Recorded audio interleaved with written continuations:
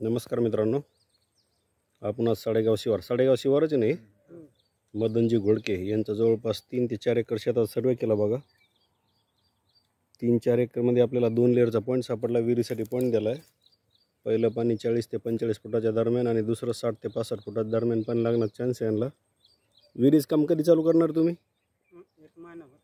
1 महिन्याभरामध्ये विहिरीचं काम चालू करते ते। विहीर चालू केल्यावर व्हिडिओ द्या मला, ठीक आहे?